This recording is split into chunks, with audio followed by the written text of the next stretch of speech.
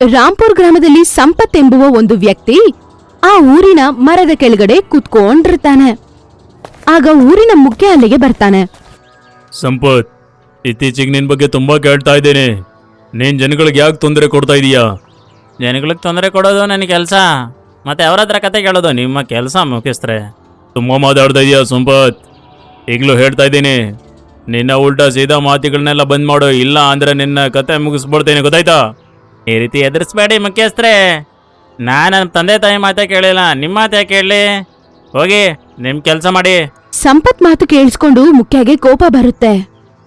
ಬಹುಶಃ ನಿನ್ನ ವಿಷಯನ ಮಹಾರಾಜರಿಗೆ ಹೇಳಲೇಬೇಕಾಗುತ್ತೆ. ಮುಖ್ಯ ಸಂಪತ್ ಮೇಲೆ ಕಂಪ್ಲೇಂಟ್ ಮಾಡೋದಕ್ಕೆ ರಾಜ್ ಮಹಲ್ಗೆ ಹೋಗ್ತಾನೆ. ಮಹಾರಾಜ, ಸಂಪತ್ ಹೆಸರಿನೊಬ್ಬ ಯುವಕ ಜನಗಳಿಗೆ ತುಂಬಾನೇ ತೊಂದರೆ ಕೊಡ್ತಾ ಇದ್ದಾನೆ. ಏನಾದ್ರೂ ಮಾಡಿ ಮಹಾರಾಜ್. ಯಾರು ಈ ಸಂಪತ್? ಯಾರು? ಮತ್ತೆ ಅವನು ಏನ್ ಮಾಡ್ತಾನೆ? ಸಂಪತ್ ಒಬ್ಬ ಕೆಲಸ ಇಲ್ದೇ ಇರೋ ಹುಡುಗ. ಅವನು ಯಾವಾಗ್ಲೂ ಜನಗಳಿಗೆ ತೊಂದರೆ ಕೊಡ್ತಾನೆ ಇರ್ತಾನೆ. ಮತ್ತೆ ಯಾವ ರೀತಿ ತೊಂದರೆ ಕೊಡ್ತಾನೆ? ಅವನ ಅವಾಗ ರಾತ್ರಿ ಕಿರಿಸ್ತಾ ಇರ್ತಾನೆ, ಕಳ್ಳ ಬಂದ. ಮತ್ತೆ ಊರಿನ ಜನರು ಅವ್ರ ಮನೆ ಹತ್ರ ಹೋದಾಗ ಆಗ ನಕ್ಕೊಂಡು ಎಲ್ಲರೂ ತಮಾಷೆ ಮಾಡ್ತಾ ಇರ್ತಾನೆ. ಅವಾಗ ಊರಿನ ಜನರ ಬೆಳೆ ಬಾಳೋ ವಸ್ತುನ ತಗೊಂಡು ಹೋಗ್ಬಿಡ್ತಾನೆ. ಮಹಾಮಂತ್ರಿ, ಅವನನ್ನ ನಮ್ಮ ಮುಂದೆ ಕರೆತನ್ನಿ. ಸ್ವಲ್ಪತ್ತಲ್ಲೇ ಸಂಪತ್ತನ್ನ ರಾಜನ ಬಳಿ ಕರ್ಕೊಂಡ್ ಬರ್ತಾರೆ. ನನ್ನ ರಾಜ್ಯದಲ್ಲಿ ನಿಮ್ಮಂತ ಜನಗಳಿಗೆ ಜಾಗ ಇಲ್ಲ. ನೀನು ಈ ಕೂಡಲೇ ನನ್ನ ರಾಜ್ಯದಿಂದ ಹೊರಗೋಗು. ಮತ್ತೆ ಯಾವತ್ತೂ ಈ ರಾಜ್ಯಕ್ಕೆ ಕಾಲಿಡಬೇಡ. ರಾಜನ ಆಜ್ಞೆಯಂತೆಯೇ ಅವನು ಆ ಊರನ್ನು ಬಿಟ್ಟು ಅವನು ಕಾಡಿನ ಕಡೆಗೆ ಹೋಗಕ್ಕೆ ಶುರು ಮಾಡ್ಬಿಡ್ತಾನೆ. ಈ ರಾಜ ಅವನು ಏನ್ ಅನ್ಕೊಂಡಿದ್ದಾನೆ? ನಾನು ಬಡವ, ಅದಕ್ಕೆ ನನ್ನ ರಾಜ್ಯದಿಂದ ಹೊರಗಾಗ್ದ. ಒಂದ್ ವೇಳೆ ನನ್ನ ಶ್ರೀಮಂತ ಆಗಿದ್ರೆ ಆಗ ಅದೇ ರಾಜ ನನ್ನ ಪಕ್ಕದಲ್ಲಿ ಕೂರಿಸ್ಕೊಂಡು ಎಣ್ಣೆ ಆಗ್ತಾ ಇದ್ದ. ಆಗ ಅವನು ಒಂದು ಸಾಧುವನ್ನು ನೋಡ್ತಾನೆ. ನಾನು ಕೇಳ್ಪಟ್ಟಿದ್ದೀನಿ ಸಾಧುಗಳ ಜೊತೆ ದಿವ್ಯ ಶಕ್ತಿ ಇರುತ್ತಂತ. ಇವರು ತೃಪ್ತಿ ಆದ್ರೆ ತುಂಬ ಸಹಾಯ ಮಾಡ್ತಾರೆ. ಇವ್ರ ಹತ್ರ ಕೇಳಿ ನೋಡ್ತೀನಿ, ನೋಡೋಣ ಏನಾಗುತ್ತೆ ಅಂತ. ಅವನು ಸಾಧುಗಳ ಹತ್ರ ಏನೋ ಕೇಳಬೇಕು ಅಂತ ನಡ್ಕೊಂಡು ಹೋಗ್ತಾನೆ. ಓಂ ನಮಃ ಶಿವಾಯ, ಓಂ ನಮಃ ಶಿವಾಯ. ಜೈ ಭೋಲೆನಾಥ್ ಬಾಬಾ. ಬಾಬಾ, ನಾನು ನಿಮ್ಮ ಹತ್ರ ಏನೋ ಹೇಳೋಕ್ ಬಯಸ್ತೀನಿ. ನನಗ್ ಗೊತ್ತು ನೀನೇನ್ ಹೇಳೋಕ್ ಬಯಸ್ತಾ ಇದೀಯಂತ. ಬಾಬಾ, ನಿಮಗೆ ಗೊತ್ತೇ ಇದೆ ಅಂದಮೇಲೆ ನಾನು ಶ್ರೀಮಂತ ಆಗುವಂತ ಉಪಾಯ ಹೇಳಿ.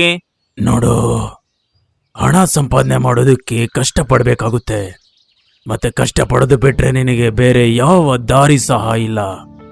ಬಾಬಾ, ನೀವೇನೋ ಅಂತರ್ಯಾಮಿ, ಕೃಪೆ ತೋರಿಸಿ ನನಗೆ ಸಹಾಯ ಮಾಡಿ. ನಾನ್ ನಿನಗೆ ಸಹಾಯ ಮಾಡಬಹುದು, ಆದ್ರೆ ನೀನು ನಿನ್ನ ಬುದ್ಧಿನ ಉಪಯೋಗಿಸ್ಬೇಕಾಗುತ್ತೆ. ಈ ಸಂಪತ್ತನ ಬುದ್ಧಿ ಬಗ್ಗೆ ಯೋಚನೆ ಮಾಡಬೇಡಿ ಬಾಬಾ, ಹೇಳಿ ನನಗೆ ಏನ್ ಮಾಡ್ಬೇಕು ಅಂತ. ಆಯ್ತು, ನೋಡು, ನಾನು ನಿನ್ಗೆ 3 ಭವಿಷ್ಯವಾಣಿ ಹೇಳ್ತೇನೆ. ಒಂದು ವೇಳೆ ನೀನು ಈ 3 ಭವಿಷ್ಯವಾಣಿನ ಉಪಯೋಗಿಸೋದೇ ಆದ್ರೆ ಆಗ ಖಂಡಿತ ನೀನು ಶ್ರೀಮಂತ ಆಗ್ತೀಯಾ. ನೀವು ಭವಿಷ್ಯವಾಣಿ ಹೇಳಿ ಬಾಬಾ, ಆಮೇಲೆ ನೋಡಿ ಏನ್ ಮಾಡ್ತೀನಂತ. ಸಾಧು ಸಂಪತ್ತನ್ನ ನೋಡಿ ಹೀಗಂತ ಹೇಳ್ತಾರೆ. ನನ್ನ ಮೊದಲನೇ ಭವಿಷ್ಯವಾಣಿ ಕೇಳು. ನೀನ್ ಯಾವ ರಾಜ್ಯದಿಂದ ಬಂದಿದ್ಯೋ ಆ ರಾಜ್ಯದಲ್ಲಿ ಬರಗಾಲ ಎದುರಾಗಲಿದೆ. ಈ ಭವಿಷ್ಯವಾಣಿದಿಂದ ನಾನು ಹೇಗೆ ಶ್ರೀಮಂತನಾಗ್ತೀನಿ? ನನ್ನ 2ನೇ ಭವಿಷ್ಯವಾಣಿ ಕೇಳು. ಸ್ವಲ್ಪ ಸಮಯದ ನಂತರ ಅದೇ ಊರಿನಲ್ಲಿ ತುಂಬಾ ಮಳೆಯಾಗುತ್ತೆ, ರೈತರಿಗೆ ತುಂಬಾ ಒಳ್ಳೆ ಫಸಲು ಬರುತ್ತೆ. ಮೊದಲು ಅಕಾಲ ಬರುತ್ತೆ, ಮತ್ತೆ ಮಳೆ ಬರುತ್ತೆ. ಗೊತ್ತಿಲ್ಲ, ಈ ರೀತಿ ಭವಿಷ್ಯವಾಣಿಯಿಂದ ನನಗೇನು ಲಾಭ ಆಗುತ್ತೆ? ಮತ್ತೆ ನನ್ನ 3ನೇ ಭವಿಷ್ಯವಾಣಿ ಏನಂದ್ರೆ, ಒಂದ್ ವೇಳೆ ನೀನು 2 ಭವಿಷ್ಯವಾಣಿಯನ್ನ ಉಪಯೋಗಿಸಿದ್ರೆ ಆಗ ರಾಜ ಆ ರಾಜ್ಯದ ನಿನ್ನನ್ನು ರಾಜಗುರು ಮಾಡ್ತಾನೆ. ಸಾಧುವಿನ ಭವಿಷ್ಯವಾಣಿ ಕೇಳಿಸ್ಕೊಂಡ ಸಂಪತ್ ಹೀಗಂತ ಯೋಚನೆ ಮಾಡ್ತಾನೆ. ಅರ್ಥ ಆಯ್ತು. ಶ್ರೀಮಂತನಾಗೋಕೆ ನಾನು ಏನ್ ಮಾಡ್ಬೇಕಂತ. ಎಲ್ಲದಕ್ಕೂ ಮೊದಲು ನಾನು ನನ್ನ ರೂಪ ಬದಲಾಯಿಸಿ ಸಾಧು ಆಗ್ಬೇಕಾಗುತ್ತೆ. ಇದರಿಂದ 2 ಲಾಭ ಆಗುತ್ತೆ. ಮೊದಲನೇ ಲಾಭ, ನಾನು ಸಾಧು ಆದ್ಮೇಲೆ ಜನರು ನನ್ನ ತುಂಬಾ ಆರಾಮಾಗಿ ನಂಬ್ತಾರೆ. ಮತ್ತೆ 2ನೇ ಲಾಭ, ನನ್ನ ಯಾರು ಕಂಡಿಡಿಯೋದು ಸಹ ಇಲ್ಲ. ಆಗ ಸಂಪತ್ ಸಾಧುವಿನ ರೂಪಕ್ಕೆ ಬದಲಾಗಿ ರಾಜನ ಬಳಿ ಹೋಗ್ತಾನೆ. ಅಲೋಕ್ ನಿರಂಜನ್. ಹೇಳಿ ಬಾಬಾ, ಹೇಳಿ, ನಾನು ನಿಮ್ಗೆ ಯಾವ ರೀತಿ ಸೇವೆ ಮಾಡ್ಬೋದು? ಸೇವೆ ನಾನು ನಿಮಗೆ ಮಾಡಲು ಬಂದಿದ್ದೇನೆ ರಾಜ. ನನಗೇನು ಅರ್ಥ ಆಗಿಲ್ಲ ಬಾಬಾ. ನಿನ್ನ ರಾಜ್ಯದಲ್ಲಿ ಬರಗಾಲ ಬರಲಿದೆ, ಇದೇ ವಿಷಯ ಹೇಳೋಕೆ ನಾನು ಇಲ್ಲಿಗೆ ಬಂದಿರೋದು. ಬಾಬನ ಮಾತು ಕೇಳಿಸ್ಕೊಂಡು ರಾಜ ಹೀಗಂತಾನೆ.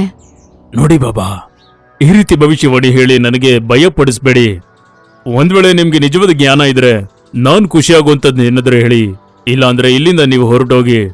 ಸಂಪತ್ ಕೋಪಗೊಂಡಂಗೆ ನಾಟಕ ಮಾಡ್ತಾ ಹೀಗಂತ ಹೇಳ್ತಾನೆ. ನೀನೊಂದು ಸಾಧುನ ಅಪಮಾನ ಮಾಡಿದೀಯ ರಾಜ. ಈಗ ನಾನು ಇಲ್ಲಿಂದ ಹೋಗ್ತಾ ಇದ್ದೀನಿ. ಆದ್ರೆ ಒಂದು ವಿಷಯ ನೆನ್ಪಲ್ಲಿಟ್ಕೋ, ನನ್ನ ಭವಿಷ್ಯವಾಣಿ ಸತ್ಯ ಆದಾಗ ಆಗ ನೀನು ನನ್ನನ್ನು ಹುಡ್ಕೊಂಡು ನನ್ನ ಹತ್ರ ಬರ್ತೀಯ. ಹಂಗಂತ ಹೇಳಿ ಸಂಪತ್ ಅಲ್ಲಿಂದ ಬಂದ್ಬಿಡ್ತಾನೆ. ಸ್ವಲ್ಪ ದಿನದ ನಂತರ ಆ ರಾಜ್ಯ ಒಣಗ್ ಹೋಗ್ಬಿಡುತ್ತೆ. ಹಸಿವು ಎನ್ನುವ ಮಹಾಮಾರಿ ಜಾಸ್ತಿ ಆಗಿರುತ್ತೆ. ಆಗ ರಾಜ ತುಂಬಾ ಭಯ ಪಡ್ತಾನೆ. ಮಹಾಮಂತ್ರಿ, ಆ ಸಾಧುವಿನ ಭವಿಷ್ಯವಾಣಿ ನಿಜ ಆಯ್ತು. ಈಗೇನ್ ಮಾಡೋದು? ಮಹಾರಾಜ್, ನಾವು ಆದಷ್ಟು ಬೇಗ ಜ್ಞಾನಿ ಬಾಬಾವನ್ನ ಹುಡುಕಿ ಅವ್ರ ಹತ್ರ ಕ್ಷಮೆ ಕೇಳಬೇಕಾಗುತ್ತೆ. ಹಾ, ಮತ್ತೆ ಈ ಸಮಸ್ಯೆಯ ಪರಿಹಾರ ಕೂಡ ಅವ್ರ ಹತ್ರನೇ ಕೇಳೋಣ. ಹೋಗು, ಆದಷ್ಟು ಬೇಗ ಬಾಬಾವನ್ನ ಹುಡ್ಕೊಂಡು ನನ್ನ ಮುಂದೆ ಕರ್ಕೊಂಬ. ಸೈನಿಕರು ಬಾಬಾನ ಹುಡ್ಕೊಂಡು ಹೋಗ್ತಾರೆ. ಆಗ ಸಂಪತ್ತೊಂದು ಮರದ ಬಳಿ ಕುತ್ಕೊಂಡಿರ್ತಾನೆ.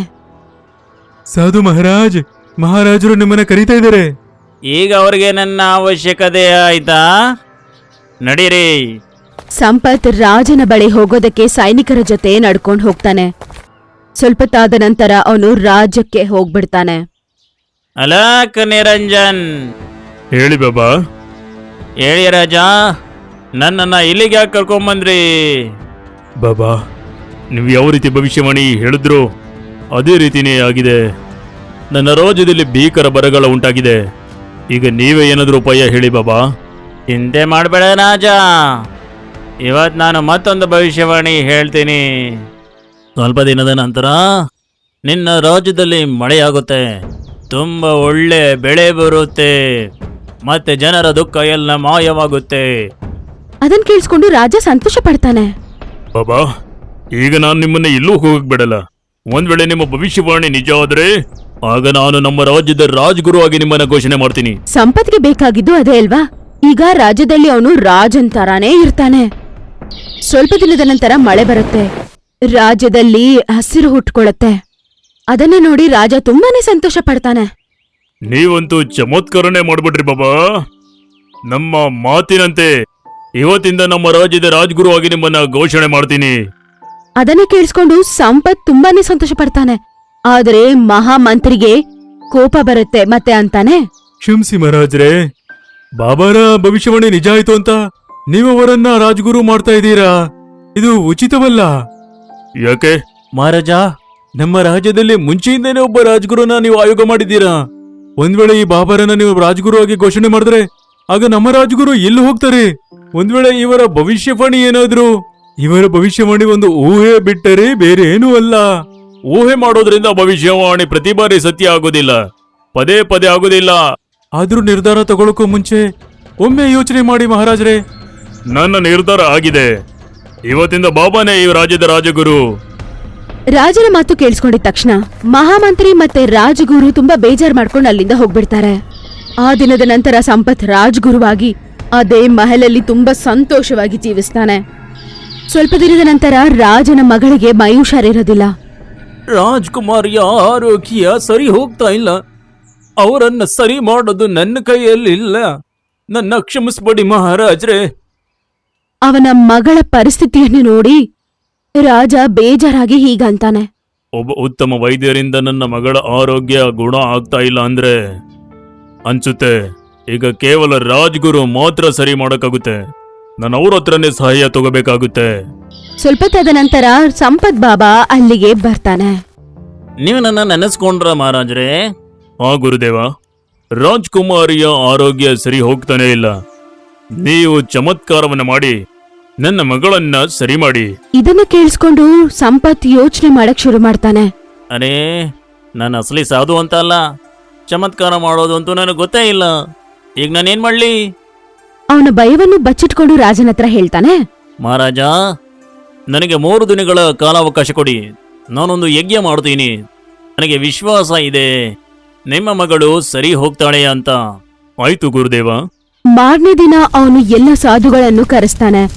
ಆಮೇಲೆ ಅವರು 3 ದಿನ ಯಜ್ಞವನ್ನು ಮಾಡ್ತಾರೆ. ಆದ್ರೂ ರಾಣಿಯ ಪರಿಸ್ಥಿತಿ ಹಂಗೇ ಇರುತ್ತೆ. ಗುರುದೇವ್, ಯಜ್ಞ ಮಾಡಿದಾದ್ಮೇಲೂ ನನ್ನ ಮಗಳು ಸರಿ ಹೋಗ್ಲಿಲ್ಲ. ಈ ಬಾರಿ ಚಮತ್ಕಾರ ಯಾಕಾಗ್ಲಿಲ್ಲ ಬಾಬಾ? ಇನ್ ಮಹಾಮಂತ್ರಿ ಸರಿಯಾಗಿ ಹೇಳ್ತಾ ಇದ್ನಾ ನಿಮ್ಮ ಭವಿಷ್ಯವಾಣಿ ಒಂದು ಊಹೆ ಅಂತ? ನನಗೆ ಮತ್ತೊಂದು ದಿನಗಳ ಅವಕಾಶ ಕೊಡಿ ಮಹಾರಾಜ್ರೆ. ಆಗ ಮಹಾಮಂತ್ರಿ ಮತ್ತೆ ನಿಜವಾದ ರಾಜಗುರು ಅಲ್ಲಿಗೆ ಬರ್ತಾರೆ. ನಾನು ಹೇಳಿದ್ನಲ್ಲ ಮಹಾರಾಜ್ರೆ, ಇವನ ಭವಿಷ್ಯವಾಣಿ ಒಂದು ಊಹೆ ಅಂತ. ಮಹಾರಾಜ್, ಇವನ ಮತ್ತೊಂದು ಊಹೆ ಮಹಾಮಂತ್ರಿಯಿಂದ ಕೇಳ್ಪಟ್ಟಿದ್ದೀನಿ. ಮಹಾರಾಜ್, ಇವನು ಸಾಧುಗೇದು ಅಲ್ಲ, ಇವನು ಅದೇ ಸಂಪತ್ ಯಾರನ್ನ ನೀವು ರಾಜ್ಯದಿಂದ ಹೊರಗಾಕಿದ್ರಿ. ಏನು? ಇಲ್ಲಿ ನೋಡಿ ಮಹಾರಾಜ್. ಸಂಪತ್ನ ನೋಡಿದ ತಕ್ಷಣ ರಾಜ ಹೀಗಂತ ಹೇಳ್ತಾನೆ. ನಾನು ಈ ಕ್ಷಣನೇ ಈ ಬಹುರೂಪಿಯನ್ನ ಕಾರಾಗೃಹದಲ್ಲಿ ಆಗೋಕೆ ಆದೇಶ ಮಾಡ್ತಾ ಇದ್ದೀನಿ. ಆಮೇಲೆ ರಾಜ ಹೀಗಂತ ಹೇಳ್ತಾನೆ. ನೀನು ನನ್ನ ಮಗಳನ್ನ ಪರೀಕ್ಷೆ ಮಾಡುವ ನೆಪದಲ್ಲಿ ನನ್ನ 3 ದಿನಗಳನ್ನ ಹಾಳು ಮಾಡಿದ್ಯಾ. ಒಂದ್ ವೇಳೆ ನಾಳೆವರೆಗೂ ನನ್ನ ಮಗಳು ಸರಿ ಹೋಗ್ಲಿಲ್ಲ ಅಂದ್ರೆ ಆಗ ನಾನು ನಿನ್ಗೆ ನೇಣು ಹಾಕ್ತೀನಿ. ಅದನ್ನ ಕೇಳಿಸ್ಕೊಂಡು ಸಂಪತ್ಗೆ ಭಯ ಆಗುತ್ತೆ. ಮಹಾರಾಜ್, ನೀವು ಬೇಕಾದ್ರೆ ನನಗೆ ನೇಣು ಹಾಕಿ, ಆದರೆ ನನಗೊಂದು ಅವಕಾಶ ಕೊಡಿ. ಹಾಗಾಗಿ ನಾನು ರಾಜಕುಮಾರಿ ಪರೀಕ್ಷೆಯನ್ನು ನಿಜವಾದ ಬಾಬಾ ಜೊತೆಗೆ ಮಾಡಿಸ್ತೀನಿ. ಅಸಲಿ ಬಾಬಾ? ನಾನು ಅದೇ ಬಾಬಾದ ಬಗ್ಗೆ ಮಾತಾಡ್ತಾ ಇದ್ದೀನಿ. ಅವರು ಹೇಳಿದಂತ 3 ಭವಿಷ್ಯವಾಣಿ ನಿಜವಾಯಿತು. ಆಯ್ತು. ನಿಜವಾದ ಸಾಧು ಬಾಬಾಗಳನ್ನ ಯೋಚನೆ ಮಾಡ್ತಾ ಈಗಂತಾನೆ ಸಂಪತ್. ಬಾಬಾ, ಪ್ರಕಟವಾಗಿ ನನ್ನ ಜೀವಕ್ಕೆ ಅಪಾಯ ಇದೆ. ಪ್ರಕಟವಾಗಿ. ನೀನು ನನ್ನನ್ನ ಯಾಕೆ ನೆನಪಿಸ್ಕೊಂಡೆ ಸಂಪತ್? ಬಾಬಾ, ನಿಮ್ಮ ಭವಿಷ್ಯವಾಣಿ ನಡೀತಿದ್ದಂತೆ ನನ್ನ ಜೀವ ಅಪಾಯದಲ್ಲಿದೆ. ನನಗೆ ಸಹಾಯ ಮಾಡಿ. ನಾನ್ ನಿನಗೆ ಯಾವುದೇ ರೀತಿ ಸಹಾಯ ಮಾಡೋಕ್ಕಾಗಲ್ಲ. ನಾನಂತೂ ಕೇವಲ ನಿನ್ನ 4ನೇ ಭವಿಷ್ಯವಾಣಿಯನ್ನ ಹೇಳೋಕ್ ಬಂದಿದ್ದೇನೆ. 4ನೇ ಭವಿಷ್ಯವಾಣಿ?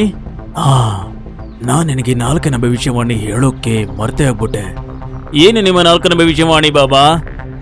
ನನ್ನ 4ನೇ ಭವಿಷ್ಯವಾಣಿ ಏನಂತಂದ್ರೆ, ರಾಜ್ಗುರು ಆದ್ಮೇಲೆ ನೀನು ರಾಜ್ಕುಮಾರಿ ಆರೋಗ್ಯ ಸರಿ ಮಾಡಕ್ಕಾಗಿಲ್ಲ ಅಂದ್ರೆ ರಾಜ ನಿನ್ಗೆ ನೇಣು ಹಾಕ್ತಾನೆ. ಬಾಬಾ, ರಾಜ ಬೇಕಾದ್ರೆ ನನಗೆ ನೇಣು ಹಾಕ್ಲಿ, ಆದ್ರೆ ನಾನು ನಿಮ್ಗೆ ಬೇಡ್ಕೊಳ್ತಾ ಇದ್ದೀನಿ, ನೀವು ಹೇಗಾದ್ರೂ ಮಾಡಿ ರಾಜ್ಕುಮಾರಿಯನ್ನ ಕಾಪಾಡಿ. ಯಾರು ನಿನಗೆ ಸಾವಿನ ಸಜಾ ಕೊಟ್ಟಿದ್ದಾರೋ ನೀನು ಅವರದೇ ಮಗಳನ್ನ ಕಾಪಾಡೋದ್ರ ಬಗ್ಗೆ ಹೇಳ್ತಾ ಇದೀಯಾ? ಬಾಬಾ, ಇದರಲ್ಲಿ ರಾಜ್ಕುಮಾರಿದೆ ಅಂತ ತಪ್ಪಿದೆ. ನನ್ನ ಕರ್ಮದ ಫಲವಾಗಿ ರಾಜ ನನಗೆ ಶಿಕ್ಷೆ ಕೊಡ್ತಾ ಇದ್ದಾರೆ. ನೀವು ರಾಜ್ಕುಮಾರಿಗೆ ಒಳ್ಳೆ ಕರ್ಮಕ್ಕಾಗಿ ಅವ್ರಿಗೆ ಜೀವನ ದಾನವನ್ನು ಮಾಡಿ. ಅದನ್ನ ಕೇಳಿಸ್ಕೊಂಡು ಸಾಧು ಬಾಬಾ ಸಂತೋಷ ಪಡ್ತಾರೆ. ಅನ್ಸುತ್ತೆ ನಿನಗೆ ನಿನ್ನ ತಪ್ಪಿನ ಅರಿವಾಗಿದೆ ಅಂತ. ಹಾಗಾಗಿ ನಾನು ನಿನಗೆ ಒಂದು ಬದುಕೋಕೆ ಅವಕಾಶ ಕೊಡ್ತೀನಿ. ನಾನು ನಿನಗೆ ಸಜಾ ಮಾಫಿ ಮಾಡ್ತೀನಿ. ರಾಜನ ಒಳ್ಳೆ ಮನಸ್ಸನ್ನು ನೋಡಿ ಸಾಧುಗಳು ಅಂತಾರೆ, ಒಂದ್ ವೇಳೆ ರಾಜ ನಿನ್ನನ್ನು ಕ್ಷಮಿಸೋದೇ ಆದ್ರೆ ನಾನು ಯಾಕೆ ಕ್ಷಮಿಸಕ್ಕಾಗಲ್ಲ? ನಾನು ಸಹ ನಿನ್ನ ಭವಿಷ್ಯವಾಣಿ ವಾಪಸ್ ತಗೊಂಡು ನಿನಗೆ ಜೀವನದಾನವನ್ನ ಮಾಡ್ತಾ ಇದ್ದೀನಿ. ಅದನ್ ಕೇಳಿಸ್ಕೊಂಡು ಎಲ್ಲರೂ ಸಂತೋಷ ಪಡ್ತಾರೆ. ಆಮೇಲೆ ಸಾಧು ಬಾಬಾ ರಾಜಕುಮಾರಿಯನ್ನು ಆರೋಗ್ಯವಂತಳಾಗಿ ಬದಲಾಯಿಸ್ತಾರೆ. ನಂತರ ರಾಜಕುಮಾರರು ಹೀಗಂತಾರೆ, ಸಂಪತ್, ನಿನ್ನ ಕಾರಣದಿಂದ ನನ್ನ ಮಗಳು ಸರಿ ಹೋದ್ಲು. ಹಾಗಾಗಿ ನಾನು ರಾಜ್ಕುಮಾರಿ ಅಹಲ್ಯಳ ಮದುವೆ ನಿನ್ನ ಜೊತೆ ಮಾಡಿಸ್ತೀನಿ. ಅದರ ನಂತರ ರಾಜಕುಮಾರಿಗೆ ಮತ್ತೆ ಸಂಪತ್ಗೆ ಮದುವೆ ಧೂಮ್ ಧಾಮ್ ಆಗಿ ನಡೆಯುತ್ತೆ. ಆಮೇಲೆ ರಾಜ್ಯದಲ್ಲಿ ಸಂತೋಷ ಮಾತ್ರ ತುಂಬಿರುತ್ತೆ. ನಿಮ್ಗೆ ನಮ್ಮ ವಿಡಿಯೋ ಇಷ್ಟ ಆಗಿದ್ರೆ ಕೂಡಲೇ ನಮ್ಮ ಚಾನೆಲ್ ಅನ್ನ ಸಬ್ಸ್ಕ್ರೈಬ್ ಮಾಡಿ. ಮತ್ತೆ ವಿಡಿಯೋನ ಲೈಕ್ ಮತ್ತೆ ಶೇರ್ ಮಾಡೋದನ್ನ ಮರಿಬೇಡಿ. ಧನ್ಯವಾದ.